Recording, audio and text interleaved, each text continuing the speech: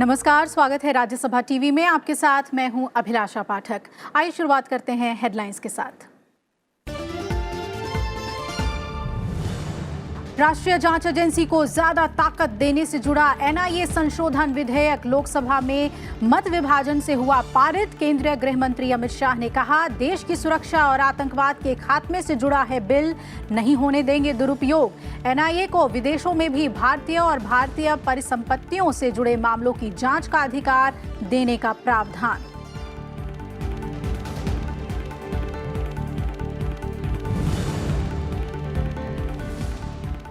राज्यसभा में आर्बिट्रेशन और सुलह संशोधन विधेयक 2019 पेश। विधेयक में संस्थागत मध्यस्थता को मजबूत बनाने के लिए भारतीय मध्यस्थता परिषद के गठन का प्रावधान।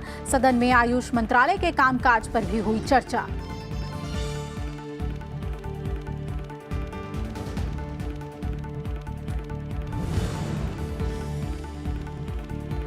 कर्नाटक विधानसभा में 18 जुलाई को मुख्यमंत्री कुमारस्वामी को साबित करना है विश्वास मत। बीजेपी नेता येदियुरप्पा ने कहा, कांग्रेस जेडीएस सरकार के पास बहुमत नहीं, मुख्यमंत्री दें इस्तीफा। कर्नाटक के 5 और बागी विधायकों की याचिका पर सुप्रीम कोर्ट में सुनवाई कल।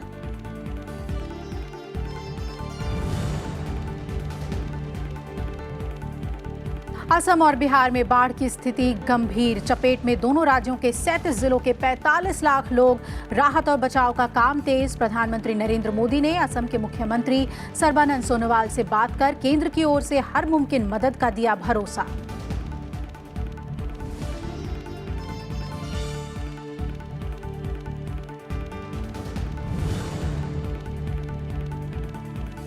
और महंगाई के मोर्चे पर लोगों को राहत। 2 साल के निचले स्तर पर थोक महंगाई। ईंधन, सब्जियों और बिजली से जुड़ी वस्तुओं की कीमतों में कमी से जून में 2.02% रही थोक महंगाई दर।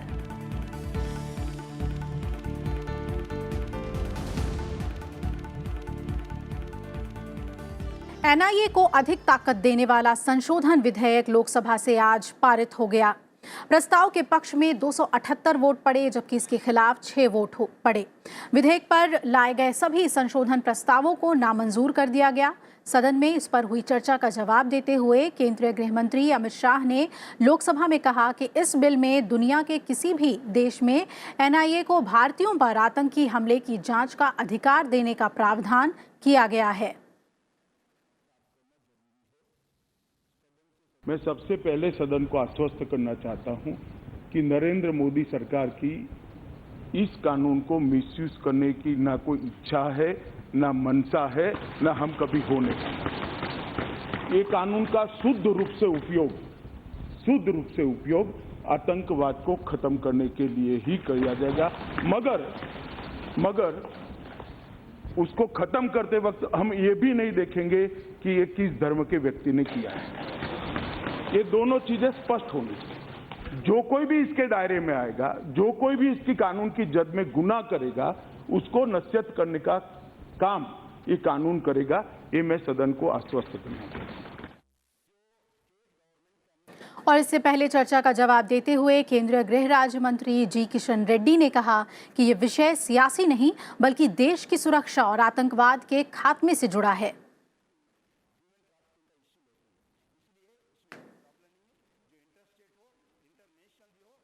जो स्टेट गवर्नमेंट के अंदर होते हैं, उसके स्टेट टेरिटोरी में होते हैं, इसमें एनआई आते नहीं। जो इंटरस्टेट का इश्यूज होते हैं, वो स्टेट गवर्नमेंट से बातचीत करके हम उस ह्यूमन ट्रैफिकिंग का इश्यू लेते हैं। इसलिए उसमें कोई प्रॉब्लम नहीं है। जो इंटरस्टेट हो, इंटरनेशनल भी हो, इस विषय पर हमारे एनआई को इसमें अधिकार दिया गया। दूसरा, हमारा स्टेट को ना बताते हुए आते हैं।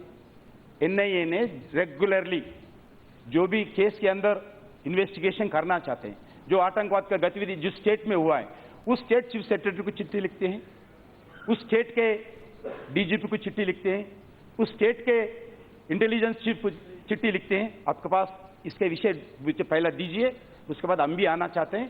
वैसा बातचीत करके अंडरस्टैंडिंग के साथ वो स्टेट में जाके एनआईए आतंकवाद के विषय पर इन्वेस्टिगेशन करते। ऐसा एक अंडरस्टैंडिंग चल रहा है। आप लोगों को मालूम नहीं है। आपका जो जितने भी डीजीपी से बात करो, कोई डीजीपी के साथ ऐसा प्रॉब्लम नहीं है, स्टेट के साथ कोई प्रॉब्लम नहीं है। एनआईए एक मिलजुल के काम करने वाला संस्था है।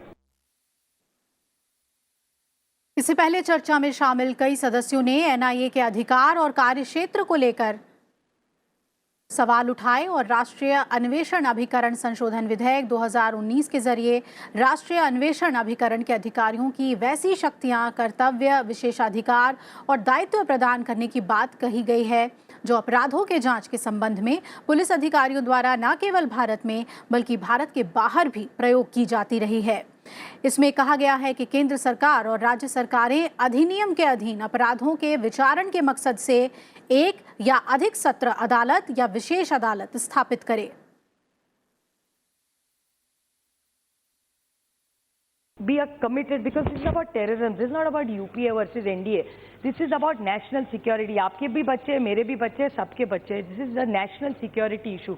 So it's not about your UPA versus NDA. When it comes to national security, this house must stand in one voice to tell the world that we stand united against any corruption or any national security issues. When this act was promulgated, many members had justified why this act was necessary. Situation has worsened further, I would say, because there was a time some 20 years ago when in this house the then Home Minister used to say it in pride, with pride, that wherever terrorist activities are happening in the world, not a single Indian is being found to be a terrorist. In administrative and constitutional law, sir, we follow the rule that any power is coupled with the responsibility. May I know from the Honourable Minister, now what is the responsibility of his government towards the victims? Given the fact that we had emerged from colonial rule, there was a whole architecture, an entire panoply of laws which had been put in place by an exploitative colonial state in order to keep the people of India and the citizens of India suppressed. The reason why I am pointing out some of these fundamental facets, Mr. Speaker, sir, is primarily because the founding fathers also emphasized that a democracy must be run by the rule of law. And in terms of criminal jurisprudence, what does rule of law translate into? Rule of law translates into three things. Lok Sabha में आज दो अहम विधेयक भी पेश किए गए। केंद्रीय स्वास्थ्य और परिवार कल्याण मंत्री डॉक्टर हर्षवर्धन ने सरोगेसी विनियमन विधेयक 2019 पेश किया। इसमें राष्ट्रीय और राज्य सरोगेसी बोर्ड बनाने और सरोगेसी की पद्धति और प्रक्रिया के नियमन के लिए उपयुक्त अधिकारियों की नियुक्ति करने जैसे प्रावधान शामिल हैं।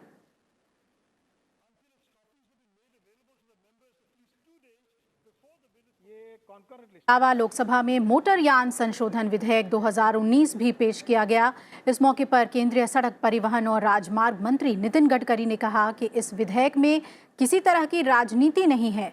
उन्होंने सांसदों से लोगों की जान बचाने के लिए इस विधेयक को समर्थन देने का अनुरोध किया।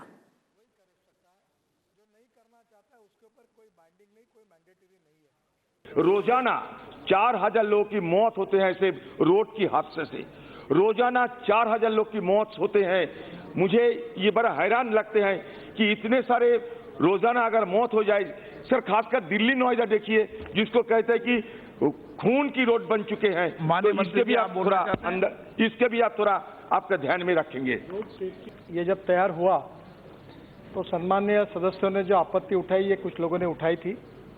उस समय यूनुस खान करके जो राजस्थान के ट्रांसपोर्ट मंत्री थे उस समय के, उनके अध्यक्षता में 18 ट्रांसपोर्ट मंत्री राज्यों के, उन्होंने इस बिल को जांचा और उन्हें रिकमेंड किए हुए बिल की कॉपी मुझे दी और वो मैंने फिर पार्लियामेंट में पेश की।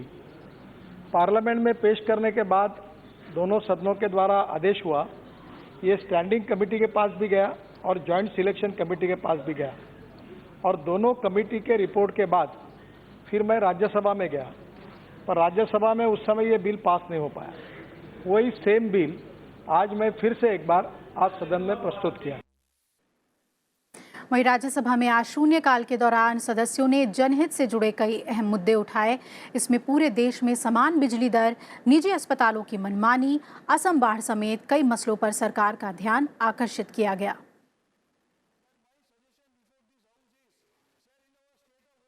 I urge the Honourable Minister of Road Transport and Highways to constitute a committee to experts to go into these issues, to review existing policy and to suggest recommendations for improving the road alignment and to have more safety measures to bring down such fatal accidents.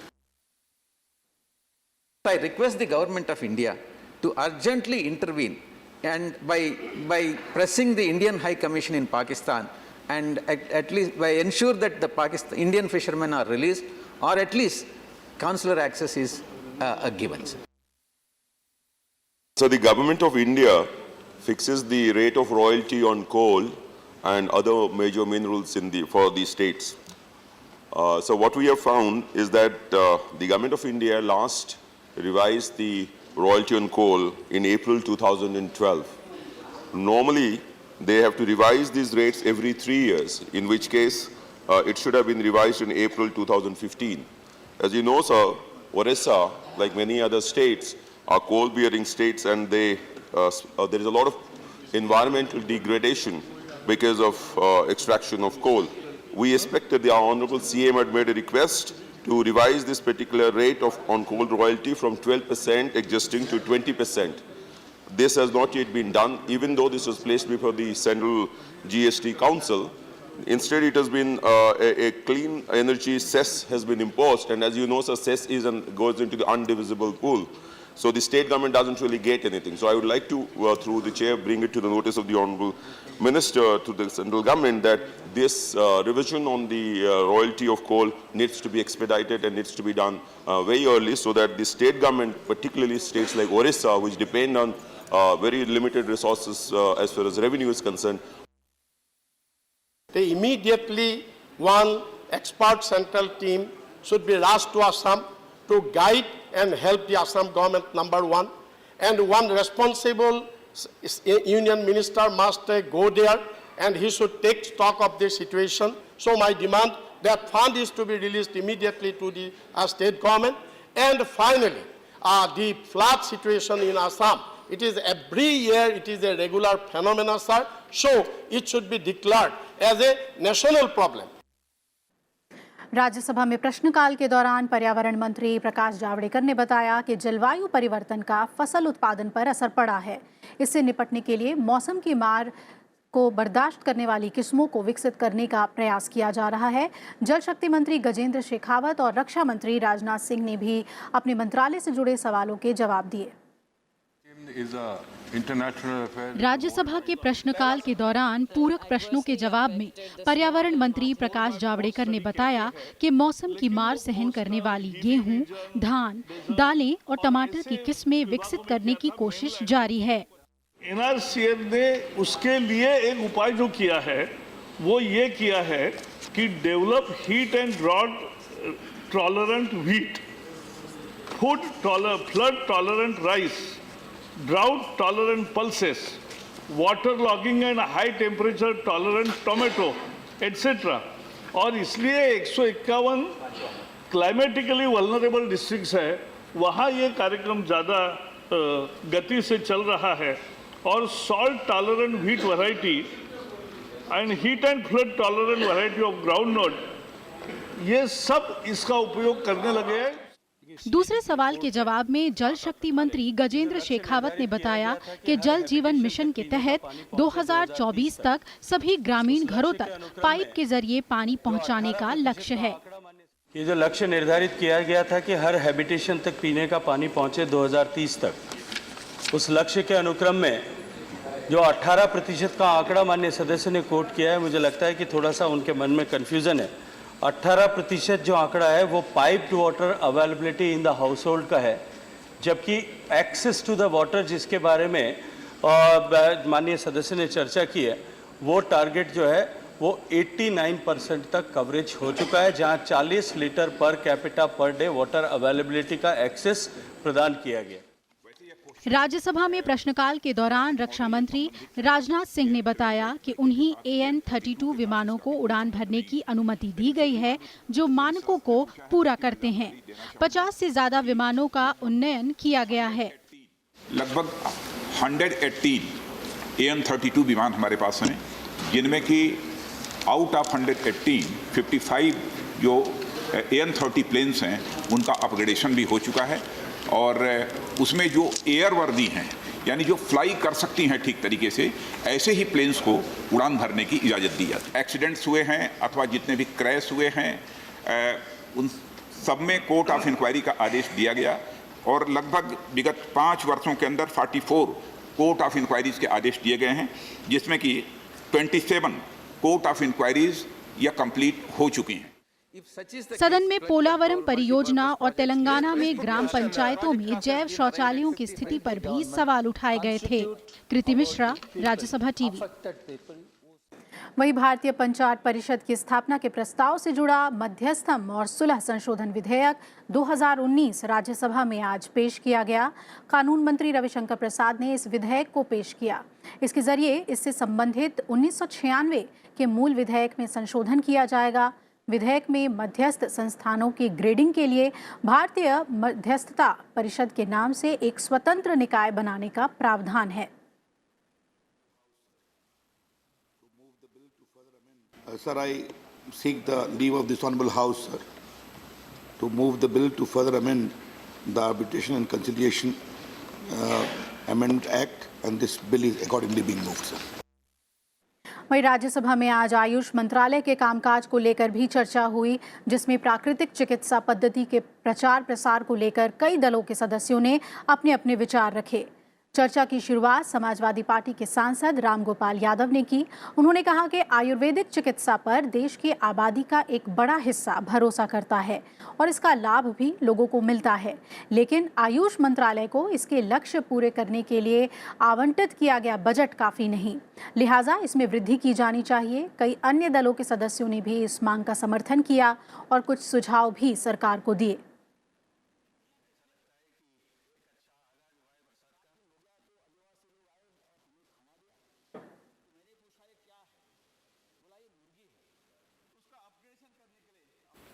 इस मंत्रालय को पैसा ज़्यादा दीजिए। पिछले साल स्वास्थ्य मंत्रालय का जो बजट था वो लगभग 53,000 करोड़ रुपए का था और इस मंत्रालय का बजट उसका केवल 3% था। लगभग ये रहा होगा 1,600 करोड़।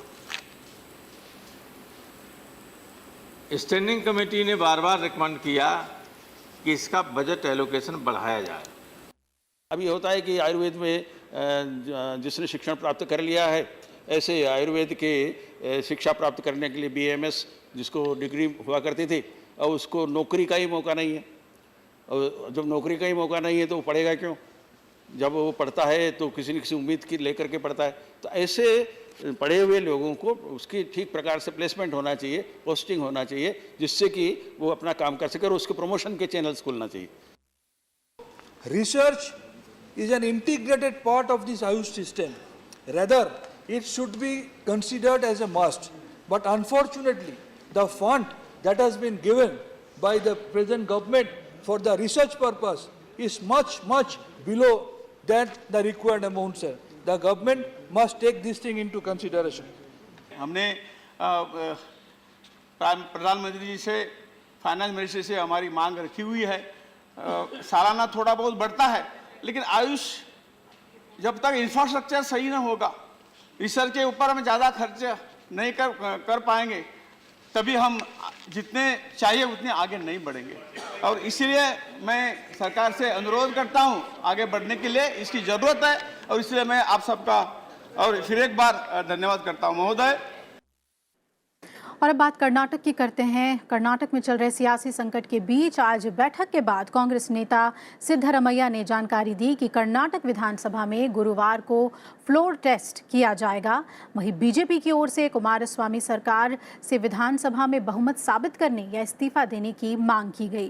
कांग्रेस और जेडीएस विश्वास मत से पहले इस्तीफा देने वाले विधायकों को मनाने की कोशिश में जुटी हुई है।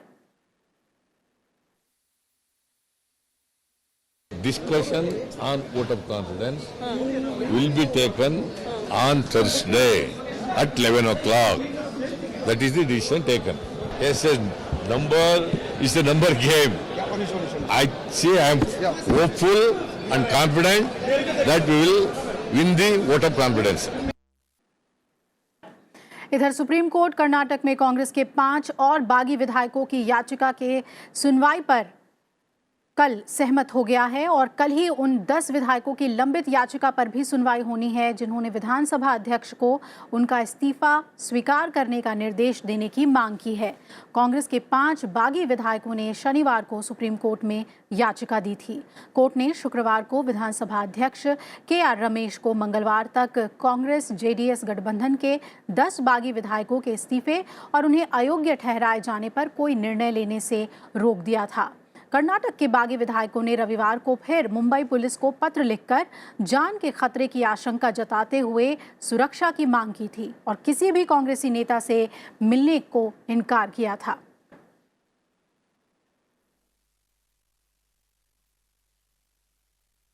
राष्ट्रपति रामनाथ कोविंद ने हिमाचल प्रदेश के राज्यपाल आचार्य देवव्रत को गुजरात का राज्यपाल नियुक्त किया है। वहीं भाजपा के वरिष्ठ नेता और पूर्व केंद्रीय मंत्री कलराज मिश्र को हिमाचल प्रदेश का राज्यपाल बनाया गया है। दोनों राज्यपालों की नियुक्ति को लेकर राष्ट्रपति ने आदेश जारी कर दिए हैं।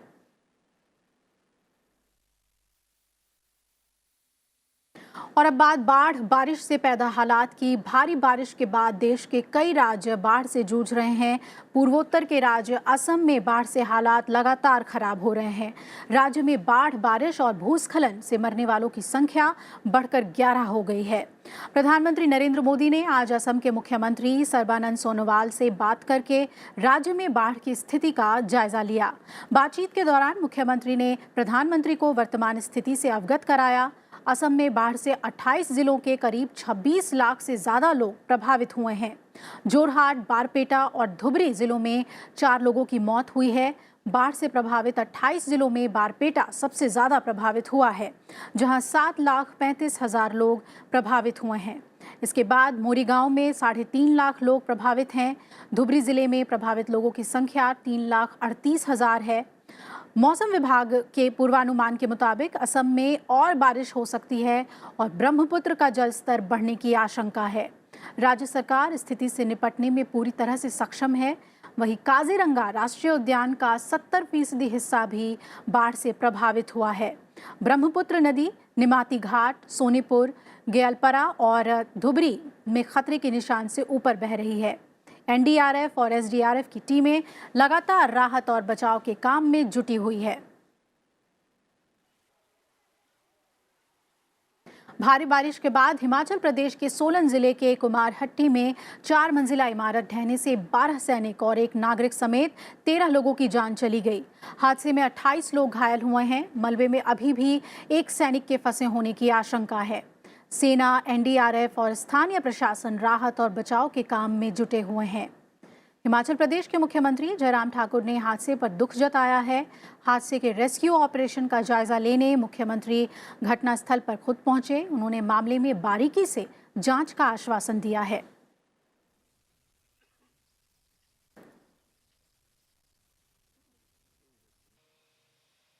इस वक्त हमारी प्राथमिकता रेस्क्यू ऑपरेशन की है, लेकिन उसके हमने जांच के आदेश दे दिए हैं और उसके बाद मैं इस बात को कह सकता हूं कि जो भी इसमें कमियां रही होंगी, खामियां रही होंगी, जांच का जो निष्कर्ष आने के बाद जो है, रिपोर्ट आने के बाद उसके बाद। विश्व युवा कौशल दिवस के अवसर पर आयोजित स्किल इंडिया की चौथी वर्षगांठ आज मनाई गई। इस मौके पर केंद्रीय वित्त मंत्री निर्मला सीतारमण ने कार्यक्रम में बतौर मुख्य अतिथि शिरकत की। वित्त मंत्री ने कहा कि पिछले 2 दशकों से भारत के विकास में देश का सर्विस सेक्टर महत्वपूर्ण भूमिका निभा रहा है। लिहाजा ये सेक्टर कौशल विकास को अपनाकर भारत तेज गति से प्रगति कर सकता है। वहीं मानव संसाधन विकास मंत्री रमेश पोखरियाल निशंक ने कहा कि कौशल विकास के क्षेत्र में भारत दुनिया का सबसे बड़ा केंद्र है। उन्होंने कहा कि नए भारत के निर्माण में कौशल विकास के योगदान को नकारा नहीं जा सकता। इस मौके पर कृषि मंत्री नरेंद्र सिंह तोमर और कानून मंत्री रविशंकर प्रसाद भी मौजूद थे।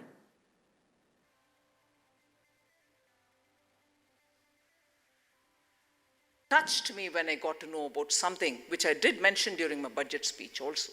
What was stand-up program? Startup was for all those young people who wanted to do something with the ideas that they have, innovations that they can make. But stand-up was for every district to extend this assistance through banks for some kind of a loan with which they can do their own activity, mainly for SCs, STs and women. Kargil विजय दिवस की 20वीं वर्षगांठ पर vinyl wrapping train को नई Delhi railway station पर हरी झंडी दिखाकर रवाना किया गया। इस मौके पर केंद्रीय मंत्री हर्षवर्धन, सुरेश अंगादी और सांसद मीनाक्षी लेखी मौजूद थीं। देश भर में चलाई जा रही इन ट्रेनों में कारगिल युद्ध में भारतीय शूरवीरों के शौर्य, साहस और युद्ध रणनीति की अमर गाथा को तस्वीरों में दिखाया गया है।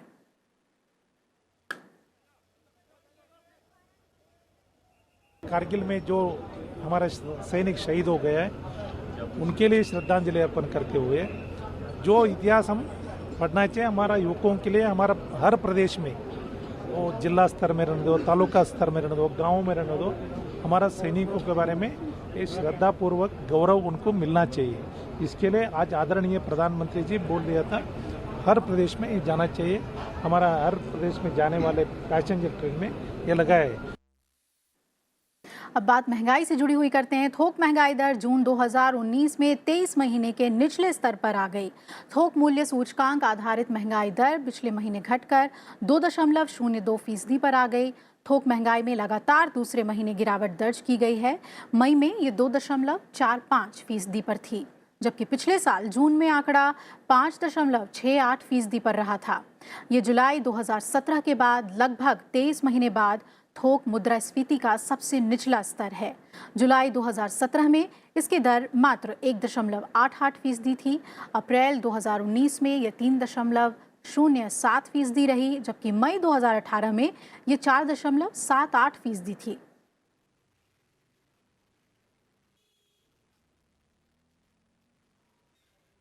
इसी के साथ इस बुलेटिन में फिलहाल इतना ही। आप जुड़े रहिए राज्यसभा टीवी के साथ। नमस्कार।